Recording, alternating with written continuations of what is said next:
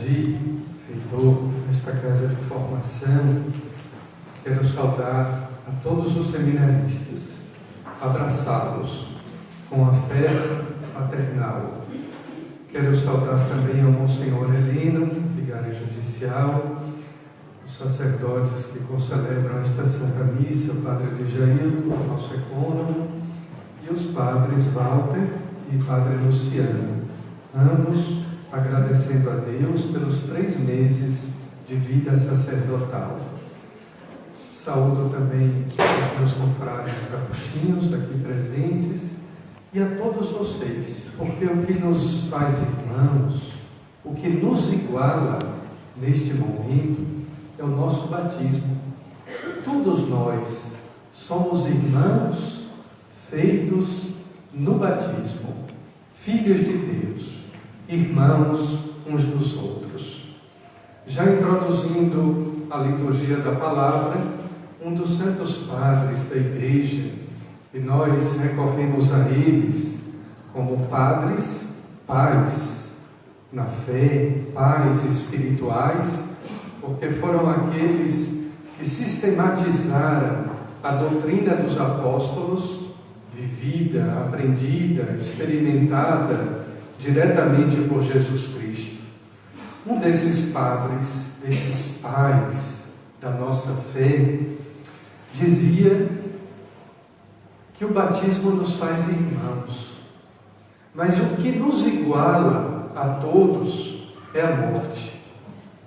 Somos irmãos, sim, pelo batismo, mas com as nossas diferenças, as nossas peculiaridades e também as nossas desigualdades. Um é mais alto, outro é mais baixo, um é do norte, outro é do sul, todos irmãos, porém com as diferenças próprias da vida humana. De repente vem a morte e diz: não adianta ser alto ou baixo, não adianta ser do norte ou do sul, não adianta ser rico ou pobre, todos vocês irão para o mesmo lugar, mesmo que não seja os 7 palmos e seja o forno crematório, tudo é o mesmo lugar, não importa.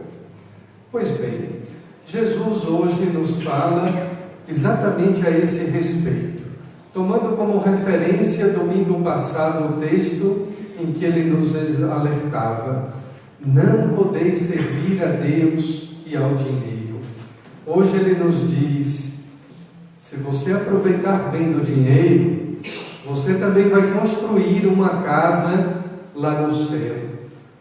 O mais importante é fazer com que os bens transitórios nos ajudem a construir também essa casa no céu. Pecado não é ter bens, pecado é usar mal os bens que nós temos, desde uma chave, um pequeno objeto, às vezes pode ser empecilho para a nossa caminhada para Deus. Quem é muito apegado, quem é egoísta, que é exatamente o contrário, o antônimo do altruísmo, às vezes pode fazer de uma chave o seu empecilho para o céu.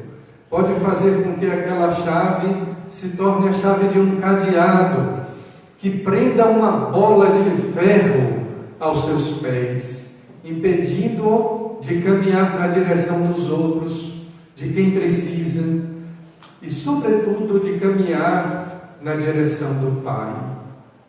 Às vezes os bens podem se tornar essa bola de ferro que nos impede de olhar a necessidade do outro e, por conseguinte, de caminhar para Deus. Um bem temporal, um bem transitório, passageiro, bem utilizado, uma chave, novamente recorro à imagem, pode ser também a chave de uma porta, sobretudo se for a chave da porta do cofre, ou então da despensa da casa, que abre aquela porta para tantas pessoas que precisam, mas sobretudo para nós, que precisamos fazer o bem, E por isso São Paulo nos diz numa outra passagem: existe maior alegria em dar do que em receber. É desse modo, portanto, que Jesus nos fala da boa utilização dos bens temporais, para que um dia tenhamos os bens eternos. Há uma passagem substancial no texto do Evangelho agora proclamado que nos fala exatamente disso, dos bens eternos, da vida futura. E já que a gente está celebrando no seminário, não é conveniente esquecer a palavra escatologia, os bens futuros, a vida eterna. Mas a questão é muito maior, muito mais ampla em estabelecer a dualidade céu e inferno, egoísmo e altruísmo, vida temporal e vida eterna. A questão toda está em nosso relacionamento de amor com Jesus Cristo. É por isso que Ele nos dá pastores, segundo o seu coração, para que nós possamos experimentar que a nossa vida seja conduzida por Ele. Ainda ontem, Dom Bernardino me enviava uma mensagem da Itália com uma pergunta: você está feliz em Caruaru? E eu respondi a ele: não existe outro modo da gente ser feliz senão se colocando nas mãos de Deus. E foi exatamente isso que eu fiz. E é exatamente também isso que Padre Arandi e os outros sacerdotes aqui fazem e procuram ensinar aos seminaristas. Sejam discípulos, sejam ovelhas, se coloquem nas mãos de Deus, porque quem se deixa conduzir por Ele é feliz. E para conduzir o povo de Deus, é necessário fazer essa experiência de amizade, de uma relação íntima com Jesus Cristo, no amor. Quem se deixa conduzir por Ele, ser resgatado por Ele, pode conduzir outras almas a Deus. Me recordo muito bem, e aqui faço a referência às palavras do Padre Arandi, de acolhida, mas também me recordando a minha responsabilidade de ir adiante, de conduzir esta casa, esta igreja, o povo de Deus. Alguns anos atrás, em Roma, participava de uma eleição do Superior Geral dos Frades Capuchinhos. Foi eleito um frade que, após 12 anos atrás, ele deixou recentemente o ministério, o serviço, e ele tinha como hobby a sua experiência de lazer, quando tirava férias, era subir aquelas montanhas bonitas na Suíça. Todo verão ele ia fazer alpinismo.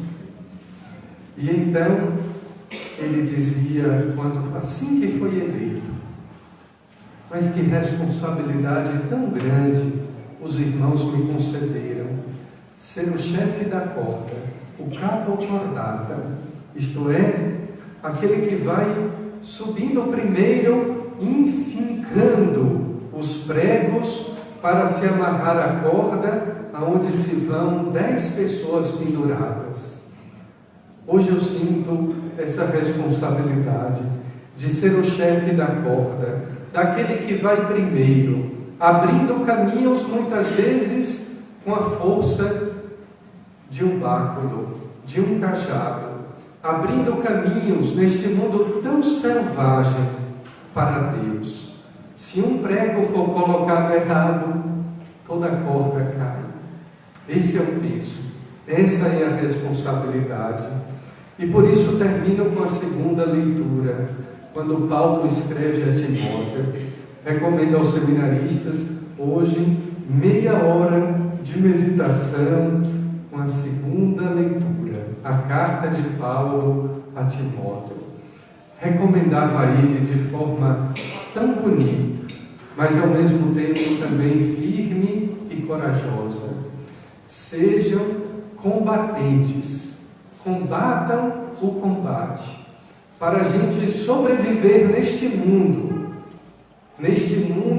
cão, neste mundo sem Deus, neste mundo que escolhe caminhos distantes do amor de Deus. É preciso combater o combate da fé. Sem o combate diário, e a vida sacerdotal, a vida episcopal, a vida do Papa, de cada um de nós é uma luta diária para nos mantermos fiéis à nossa fé em Jesus Cristo. Combater, lutar contra as insídias, contra as tentações, contra os impulsos, lutar contra si mesmo. Não é lutar com bandeiras, sobretudo ideológicas. É uma luta para testemunhar a fé e o amor em Jesus Cristo. Paulo continuava dizendo a Timóteo exatamente isso: que ele fosse manso, mas que ele fosse firme, que ele fosse piedoso na sua fé, isto é, que a sua fé não fosse vivida de um modo,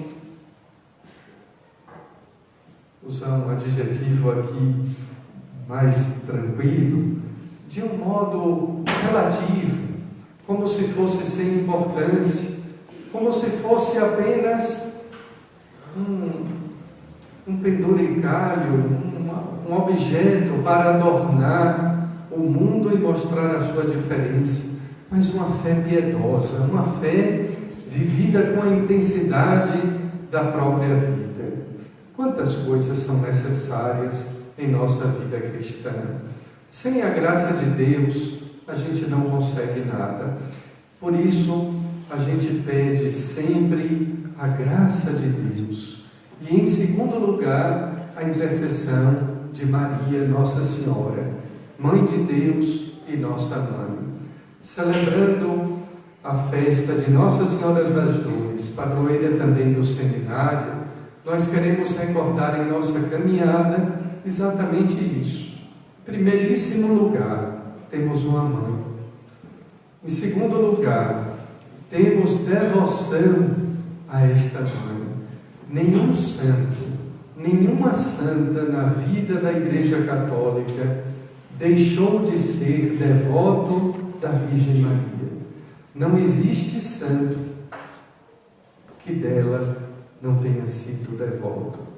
Aliás, São Bernardo de Claraval, o doutor Melífluo, uma palavra bonita que vem de mel, tal era a doçura com que São Bernardo falava de Nossa Senhora. Ele diz no Memorare, aquela oração tão bonita: jamais se ouviu dizer, jamais, nunca se ouviu dizer que alguém que tenha recorrido à sua intercessão tenha sido por vós desamparado. Não pode existir um seminarista que não seja devoto de Nossa Senhora, que não tenha esta fé, que não recorra a ela como Mãe de Deus e como sua mãe, confiando inteiramente que mãe sabe de tudo. Mãe sabe de tudo. 2 exemplos lá da Bahia para terminar. Atendi uma jovem em direção espiritual que falava-me a respeito de um dos graves problemas do nosso tempo. E eu disse a ela: a primeira coisa que você deve fazer é partilhar isso com sua mãe. Conte a ela vai lhe entender, ela vai lhe acolher, ela vai lhe abraçar. E aquela jovem então saiu decidida a cumprir aquela recomendação. Dias depois, semanas, retornou dizendo: senhor bispo, eu cumpri o que o senhor mandou, mas quando eu fui dizer à minha mãe, ela simplesmente me abraçou, chorou e me disse: mas minha filha, eu já sabia disso há tanto tempo. Assim é Nossa Senhora. Ela já conhece a nossa vida, já sabe de tudo. E por isso é que nós recorremos a ela como Mãe das Dores, porque ela sabe e se compadece das nossas dores. Por isso que a ela nós recorremos, pedindo que ela nos livre dos nossos pecados, porque ela, mesmo sem conhecer o pecado, mesmo sendo a Imaculada, pura e sem mancha, sabe compreender o pecado de quem perde a Deus. E por último, na Bahia, eu sendo nordestino, sei que aqui também não é diferente, mãe é aquela que almoça por último, sobretudo aos domingos. Mãe é aquela que põe a mesa, que prepara a refeição, que serve a todos e se serve depois. Assim é Nossa Senhora. Ofereceu-nos o Cristo no Natal, ofereceu-nos o Cristo no Calvário, como Mãe das Dores. O recebeu primeiro, mas primeiro também entregou a todos nós, para que todos nós fôssemos também por Ele, o seu Filho, salvos. Nossa Senhora nos serve a refeição mais preciosa, que é Jesus Cristo no altar, na Eucaristia. Não existe, queridos irmãos e irmãs, não existe um modo de não amar Maria. Não existe nenhuma forma de não sermos dela devotos e filhos queridos. Que ela interceda por todas as famílias aqui presentes, por todas as mães, pais e filhos. Que ela interceda pelos seminaristas, para que sejam bons discípulos, experimentem bem o amor de nosso Senhor e de Nossa Senhora, para que um dia possam ser também bons pastores, conforme o coração sagrado de Jesus. Amém.